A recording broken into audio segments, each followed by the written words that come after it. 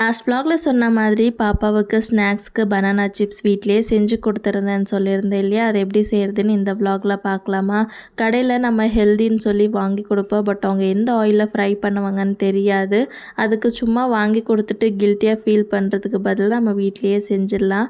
பையனுக்கு banana powder செய்கிறதுக்காக நிறைய வாழைக்காய் வாங்கிட்டு வந்திருந்தாங்க. அதில் கொஞ்சமாக எடுத்து தான் சிப்ஸ் போட போகிறேன். பனானா பவுடரோட ரெசிபி ஆல்ரெடி ஷேர் பண்ணியிருக்கேன். இன்ட்ரெஸ்ட் இருந்தால் செக் பண்ணி பாருங்கள். அண்ட் இன்றைக்கி நம்ம சேனலில் ஒரு நியூ வீடியோ அப்லோட் பண்ணியிருக்கேன். அதுவுமே டேக் பண்ணுறேன்.